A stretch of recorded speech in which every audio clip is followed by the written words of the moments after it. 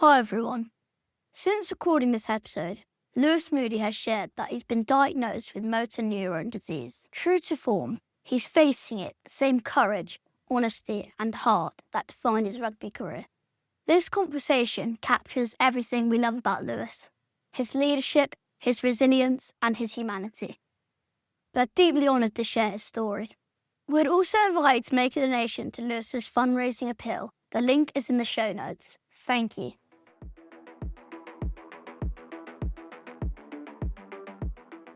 Hi everyone, I'm Arthur Dickins and this is my Rugby Legends podcast.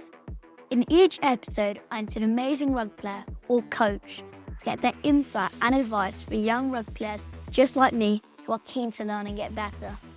In this episode, I am really excited to be speaking with ex-England and Lions all-action flanker Lewis Moody, also known as Mad Dog. Lewis played most of his club rugby at Leicester, where he won an incredible 7 Premiership titles and 2 European Cups between 1999 and 2010. As part of that all-conquering team, Lewis was also capped 71 times by England and was part of the World Cup winning team in 2003. In fact, Lewis won the line-out in the phase of play, which led to Johnny Wilkinson winning drop goal. I hope you find Lewis's knowledge and wisdom as helpful as I did. Enjoy.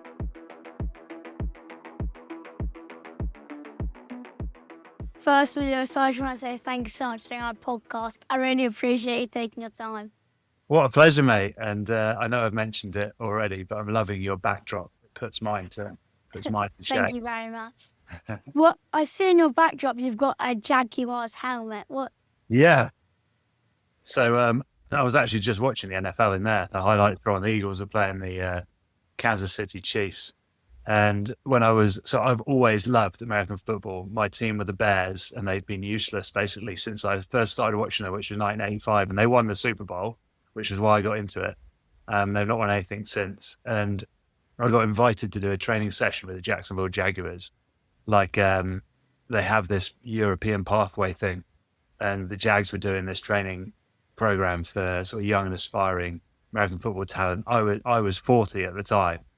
So I'd been retired from playing for nearly a decade, and they were like, "Do you want to have a go?" I was like, "Yeah, I'm in." All the gear, all the pads on. I absolutely loved it. I dislocated 2 of my fingers. It was if I could have been reincarnated, I would be reincarnated as an American football player. It was the most fun I've had. I have to admit, the noise when you make a collision with helmets and pads and everything.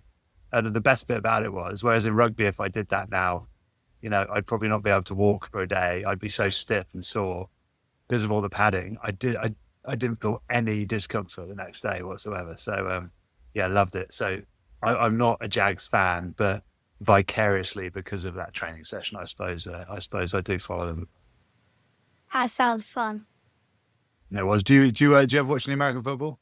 My dad watches a bit. I used to really like it last year, but then I kind of stopped.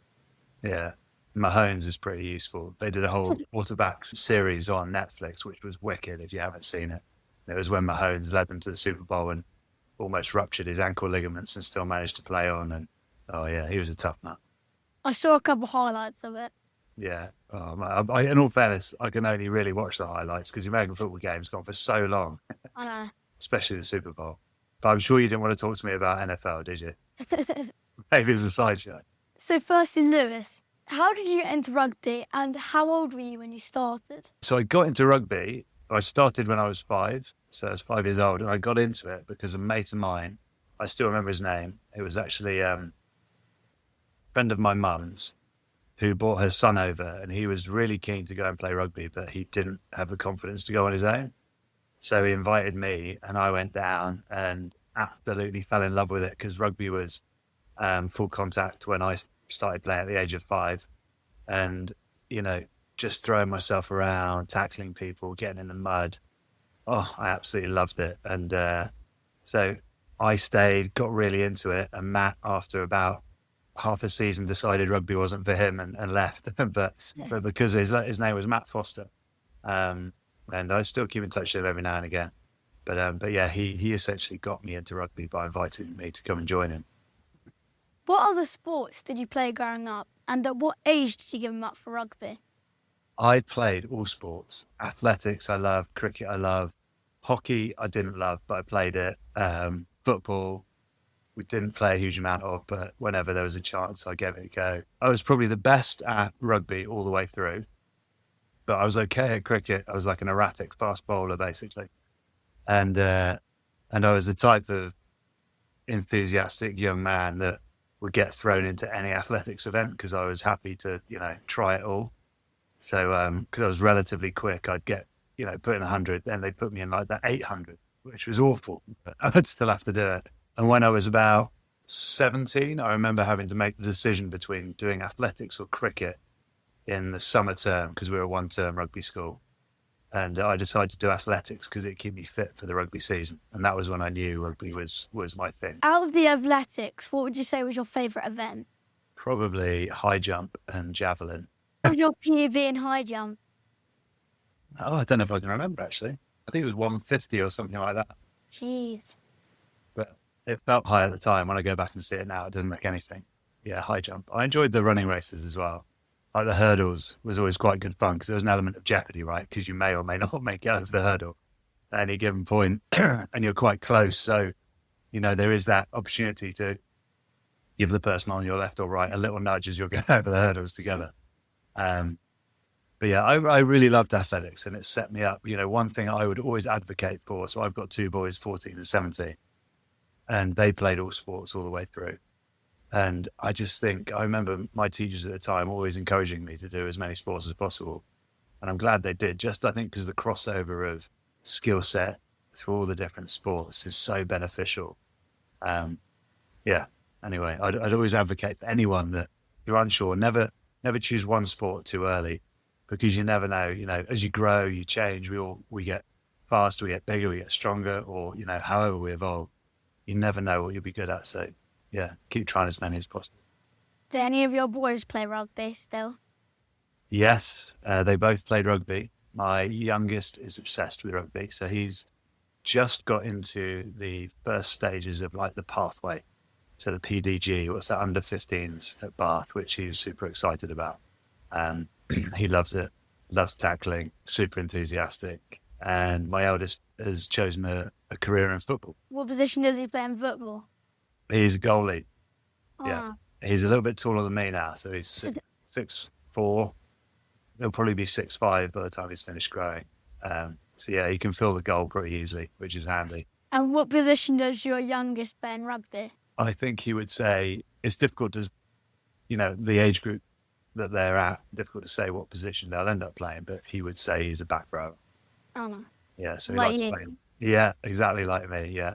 He loves it. He loves getting stuck into the, all the breakdown stuff, all the tackling. He loves it. When did you know that fan club was your position?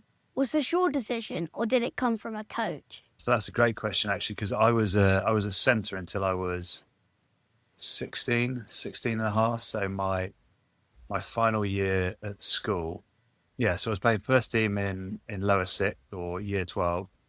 And I loved it. I thought I was going to make it, had county trials, didn't make it into county or Midland as a centre. And during one of my county trials at under 18, under 6, I can't remember now, one of the coaches moved me to back row from centre. I was like, this is going to be awful. And I absolutely loved it. They obviously recognised that I maybe wasn't quite skillful enough to operate in the backs, but I was crazy enough to operate in the forwards. And yeah, so that was it. I was moved during a trial. And it was like an epiphany. I don't know whether you've had it, Arthur, when you play sport and you're given the opportunity to play in a different position. You might have resisted it because, I play centre or I play fly half. But actually, because someone took a chance, went, give it a go, and I was, I suppose, brave enough or just following orders, suddenly realised it was absolutely what I loved doing. So essentially chasing the ball around, tackling people as often as I could do. And trying to inflict as much chaos on the opposition as possible. It was a wise decision, but I think it was Brian Welford, who was who coached generations of Leicester Tigers rugby players through the academy. Well, not the academy, the county system then. What position do you play, Arthur? I play fly half. Do you? Okay. And would you ever consider playing the forwards? I'm not big enough. I'm only 4'10", so Oh, yeah, okay. Maybe you got years of growing ahead of you. true. If you had to play any other position, what would it be? I'd probably quite like to play centre. Okay. That would be a cool position to play. What about you? Well, I always had, not an argument. I always tried to get my Leicester Tigers coach to play me back in the centres. And he said he would do it for a game. And then he got sacked. So I never got to do it. But I did end up playing on the wing a couple of times for Leicester because when I was young, I was pretty quick. And because I'd come from that sort of centre position, I had a reasonable understanding of what I was doing. But what position would do you know what? I don't think there was another position I'd like to have played on the pitch other than 6 or 7. I absolutely loved it. It was made for someone like me. Loved running around, loved being a nuisance, and loved looking after his teammates. So yeah, a difficult one. You debuted for Leicester at just 18. Can you tell us about that? I left school in the June, and my first team coach at school was a chap called Ian Dosser-Smith, who was a Tigers legend at the time.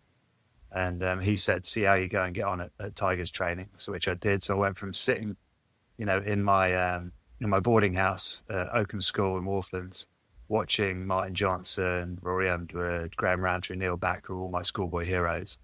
And then, a month later, I was training alongside them.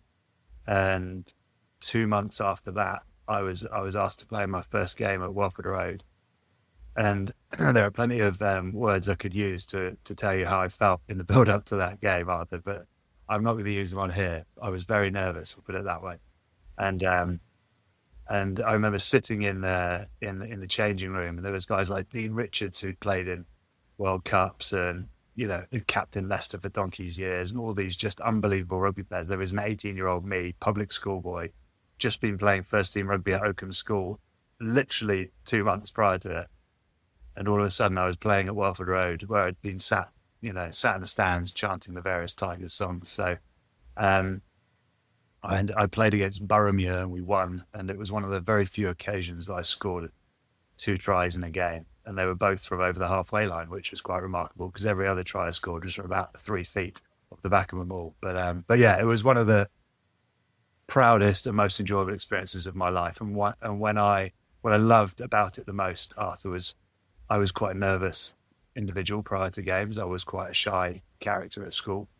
And I didn't really know any of the guys that I was playing with. But because I loved rugby so much, I was prepared to deal with the anxiety and the nerves and the discomfort and the social interactions and just crack on with it. And I did. And it was the best thing I ever could have done.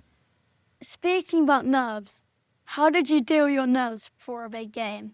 I think in different ways. As you get older and as you mature, you find different things that work for you. I suppose I'll share a couple. So to start with, when I was playing at Leicester, because I got quite nervous, I'd try and do anything I could to distract myself pre-game. So when we got to the ground, I'd go out with a couple of other lads my age, and we'd just get a rugby ball. And we'd do keepy-ups, like football keepy-ups.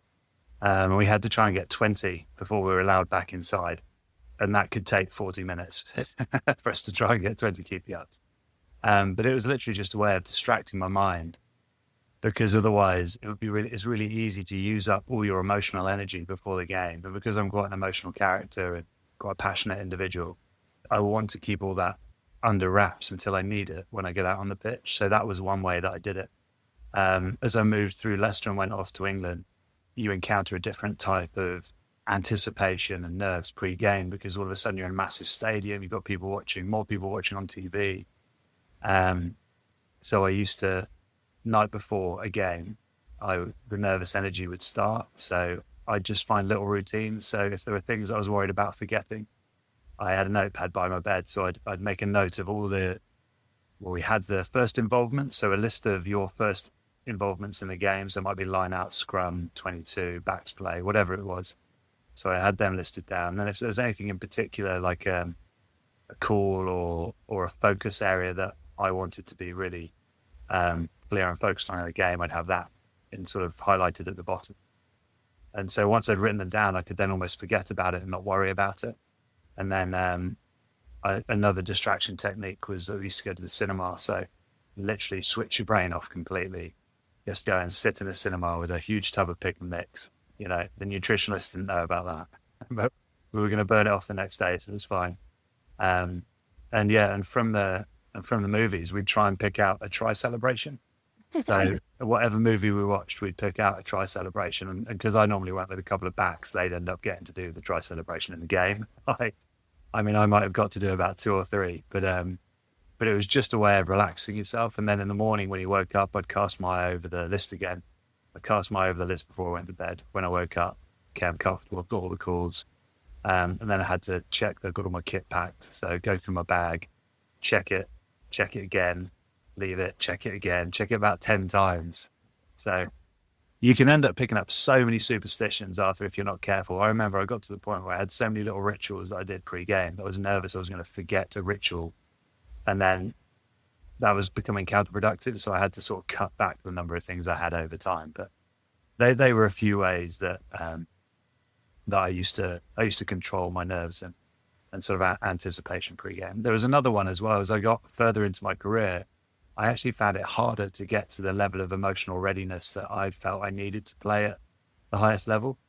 And I worked with a leadership coach and a sports psychologist, and he gave me this really cool little sort of tool where he said, you need 3 things. So pick a really important piece of music that, you know, you connect with instantly. You know, a piece of music that when you listen to it, transports you to a place straight away. Might be a beach or a rugby pitch or a changing room or whatever. So pick one piece of music.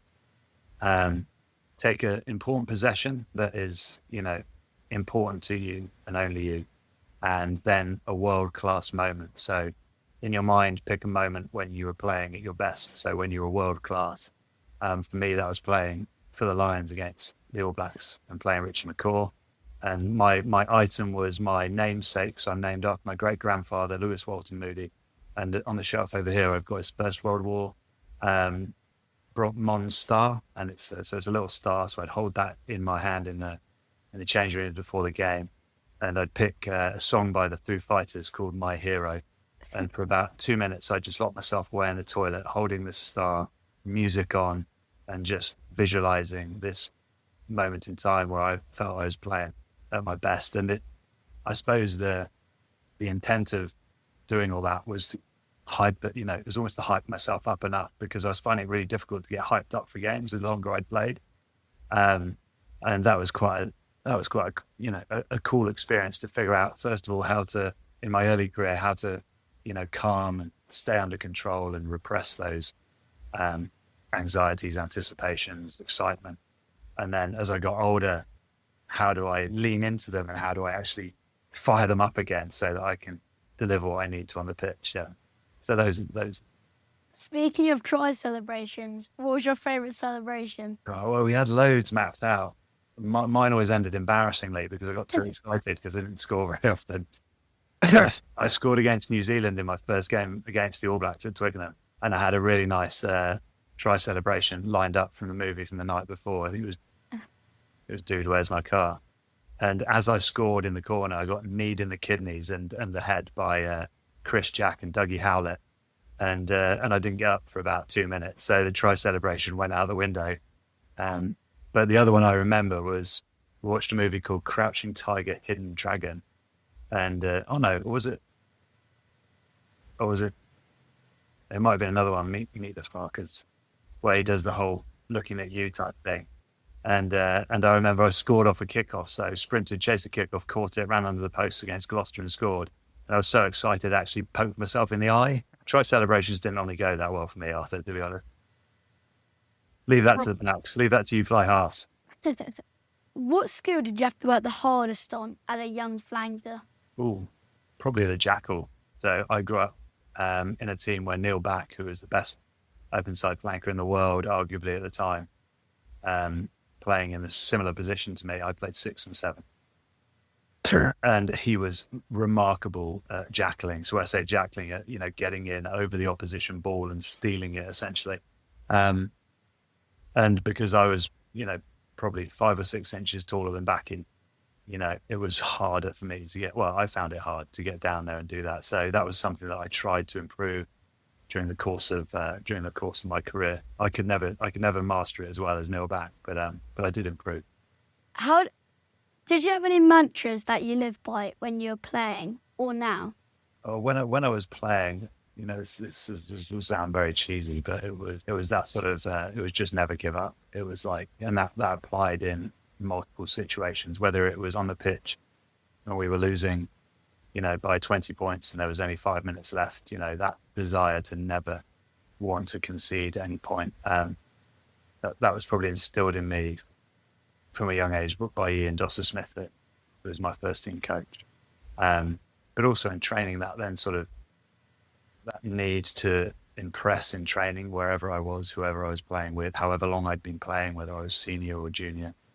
There was something about that never giving up mentality that resonated with me, so that the game was never done, a point was never done, a breakdown was never conceded until you move on to the next job. So that was probably one. Is there one that I live by now? There probably is, and I normally have loads of little quotes in the back of my mind, but I suppose it's anything I live by now. So when I retired, I met loads of people when I played that were businessmen that had retired in their 50s, 40s, late 50s, trying to catch up time with their kids again. So one of the mantras I had, actually the only real decision I ever made when I retired, was to make sure that I used my time wisely. And for me, that was making sure I spent as much time with my kids as I possibly could do, because you never get that time back. And now my kids are 17 and 14. So I suppose if there's a mantra to that, it's being present and living in the moment. And I've always tried to do that, whether when I was playing or in retirement, and it served me well till now anyway. Wow, thank you. I'll use the never give up one when I play my next game. Yeah, you've got to. There's something about chasing. There's never a lost cause. There was. I remember playing a sevens game and we were winning, and the opposition broke through the line, and one of the guys next to me said, "Oh, just leave him, just save your energy." I was like, "Leave him and save your energy? What on earth do you mean?" So I chased him 60 meters back and tackled him 5 meters short of the try line, turned the ball over and made sure they didn't score.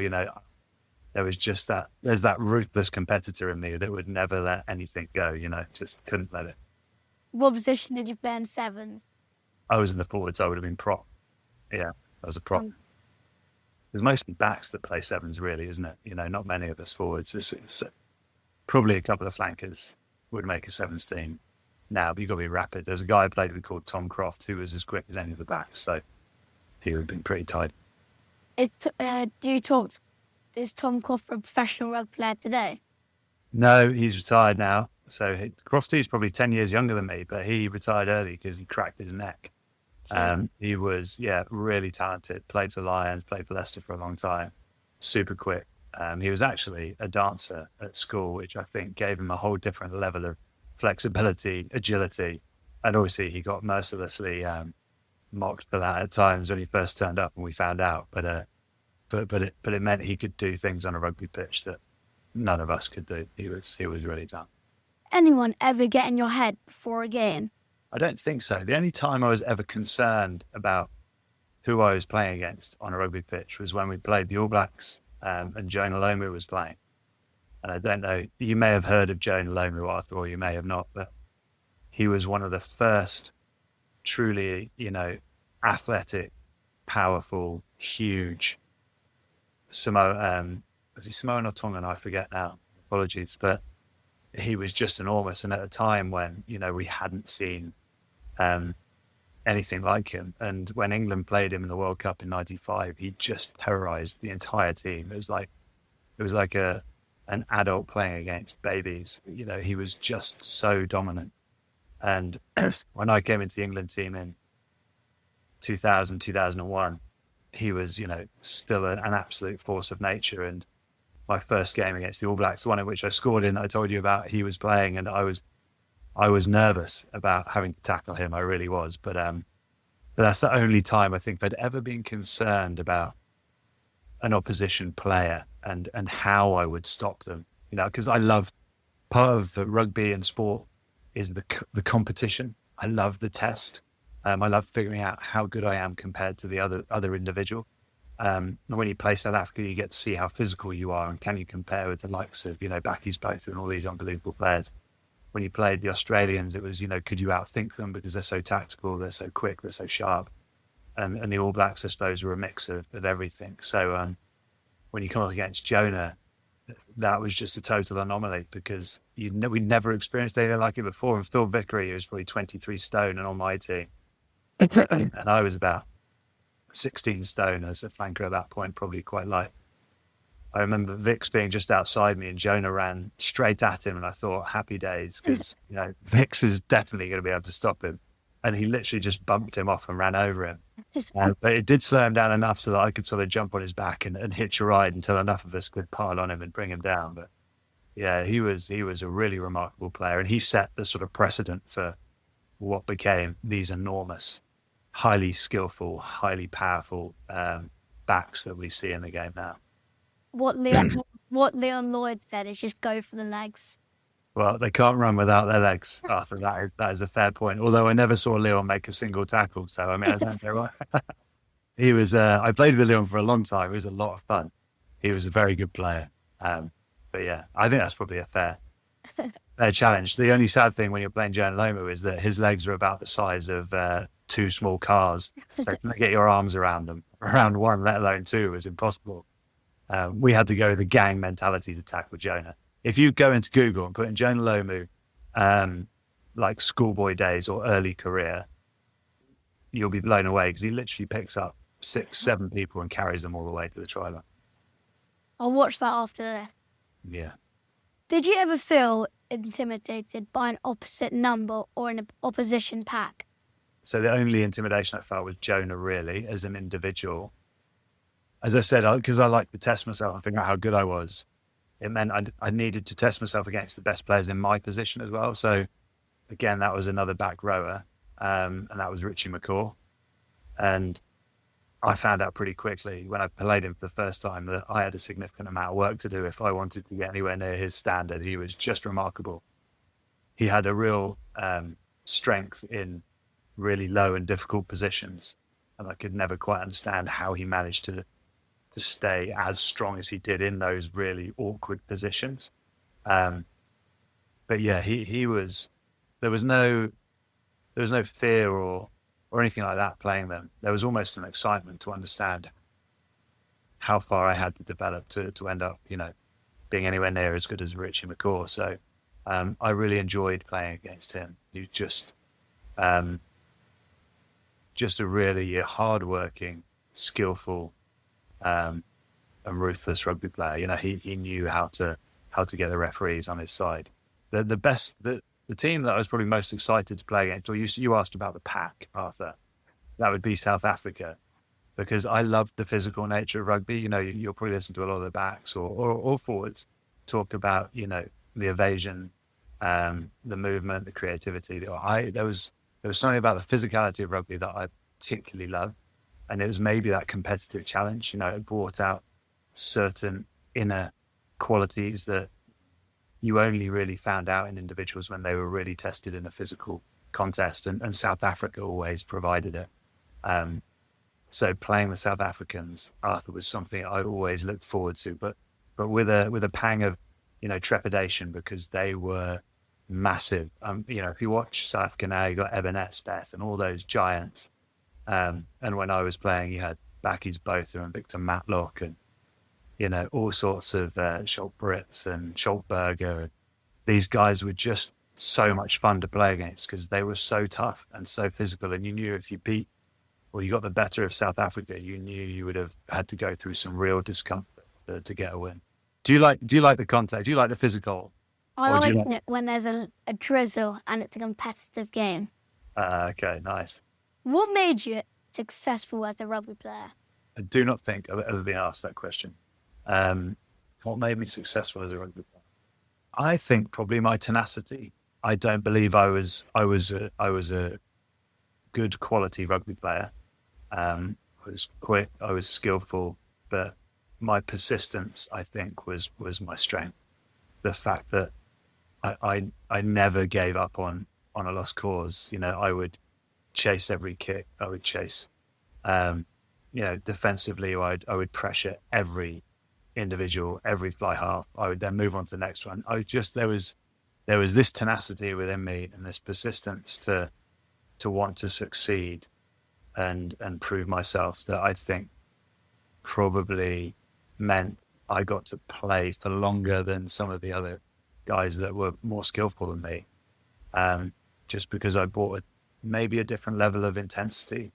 I wasn't a hard player. I wasn't tough. I wasn't, any of those things, but I was just tenacious. I loved playing for a team. And when I played at Leicester, playing with my mates, so you mentioned Leon Lloyd, Jordan Murphy, all these lads that I grew up with for years, we were so tight, and that tenacity and that passion grew. The more we grew and got to know each other as a team, the more I would want to do for my team. So yeah, I think that's probably what made me the player I was, because I definitely wasn't the most skillful, but I was probably the most tenacious. What's the most enjoyable part of playing flanker? Chasing fly halves off. I generally think for me it was I was quite a defensive player, so I mean that I enjoyed the defensive element of the game,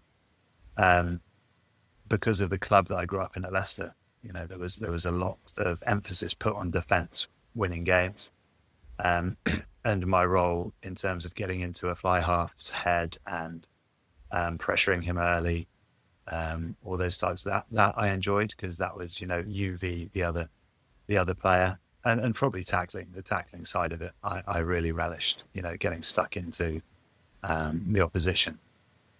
Yeah, those two things probably. And speaking of fly halves, was there any fly half that really got on your nerves that you just wanted to smash? Yes. Yeah, many fly halves, Arthur. But there was a guy called Quade Cooper who played for Australia, who was unbelievable talent, just so good. And in one game, so it was my first game as captain of England, actually, he utterly humiliated me on about 7 or 8 occasions. I got my positioning wrong, I got my timing wrong, my height, everything I got wrong every time I got near him. And the more I got it wrong, the more he would beat me, and the more I would then overthink it and overchase it, and the more he would beat me. So I think I missed 7 tackles in that game, which was my first game as England captain, when you want to impress. And bearing in mind, we had sort of completion, rate. So if you're making 10 tackles a game, let's say, we would normally have a 95 to 100% completion rate. So it gives you you're allowed to miss 1 tackle basically. So missing 7, it literally never happened in my entire career. I think I'd had about 60 or 70 caps at this point, and I thought I'd never play again. And thankfully, the coaches decided to retain me in the team the following week, and I made it my absolute mission to terrorise Quade Cooper for the entire game, which I did. So from the very first line out, I set up a call which would allow me to get into him, an opportunity to get stuck into him, and I did. I absolutely clattered him for first line out, 30 seconds into the game, and that was it. Once we'd done that, once I was into it, never missed a tackle. And but he really made me, because he was so good, he really made me want to get stuck into him. And he was an Aussie, so they've always got that bit of edge about him in the chat. Must have felt good. It did feel good, yeah, especially after he humiliated me. And what advice would you give to a youngster who wants to play flanker? I would say, make sure you enjoy what you're doing. Don't focus on just being a flanker. Try lots of different positions. And if you're going to focus on anything, focus on skill and speed over strength and all those other things. Fitness maybe will come into it at a certain point, but if you're playing enough sport at school, you'll probably be getting a lot of fitness anyway. So just that skill set and getting lots of time on the ball and enjoying playing would be my my advice. I don't pigeonhole yourself too early. Don't just think you're a flanker from the word go. You may love that position, but try other positions, try other sports, because it will all benefit you ultimately. How does it feel playing at Twickenham one week and at your home ground the next? I always found that strange, actually, because I was lucky because Leicester had probably the biggest fan base in the Premiership during my playing career. So we sort of had 19 to 20 odd thousand a week. So the step up to Twickenham didn't seem as big. Obviously it was, 80, 90,000. So it was significant, but because also at the time, the majority of my team at Leicester, 7 or 8 of them, were in the England squad with me. So whereas I think if I'd been at Harlequins or Sale or London Irish, the step up would have maybe felt bigger. But because I was training with these guys who were all seasoned internationals, they were so competitive. Our second team was probably stronger than a lot of the other Premiership sides at the time, during my era, which meant training was always, super combative and super competitive. So you had to be at your best all the time. So whenever I stepped up into those England sessions, it felt very normal. The hardest thing, I think, when you move from club to international stage is gelling with players that you spend weekends and weeks learning to, tear strips out of because they're the opposition. All of a sudden now they're your mates and your teammates, and how do you build a rapport and a bond with them? I enjoyed that, actually, and it made going back to club rugby and playing against them even more enjoyable. What other position on the rugby pitch do you rely on the most? I probably think my other back row colleagues and my fly half. So, whether in defence or attack, there's a real link between the fly half and the flanker, especially if you're an open side. Defensively, you need to know that the fly half's in the right position. He's not giving you too much ground to cover, so you can get beaten on the outside. You need a clear line of communication. And you often have little sort of words or messages that you'll use in those one-to-one interactions just between you and the fly half that will mean something specific, like watch the 8 pick, or centre might be coming on a short ball back on the inside. There's all sorts of things. And then the other connection is with the number 8, because if I'm leaving as a flanker, let's say the 8 picks or the fly half stood really wide, so I've got to chase hard to get to that fly half if we're not drifting or pressing, depending on what defence formation we're using. I may have to go hard, which means there's always an opportunity for a cut back on my inside. So knowing that 8 is there and covering my back is also key. And those little conversations that you have when you're binding up on a scrum, you'll be talking to each other, making sure that you're all switched on to whatever eventuality may present itself. But then we would have covered it a billion times in training, because you get the second team to run all the opposition plays. So you've seen it, you've tried it. Doesn't mean you always get it right. But yeah, so the 8 and the 10, I suppose, for me is a 7 or a 6. What wisdom do you have now that you wished you had when you started out in your career? I think that's probably quite easy for me because of all the things I've alluded to in terms of my temperament and the way that I played the game. It meant that I had a lot of injuries, and some of them were just part and parcel of playing sport, muscle tears and, twisted ankles and all sorts of things. But there are probably some that could have been avoided if I could have tempered my approach to training, or not to matches, because you have to play at a certain intensity if you want to play elite sport. But in training, I think I brought the same intensity, which was detrimental to my health at times. So that would have been my learning. And it's not that people didn't try to say it.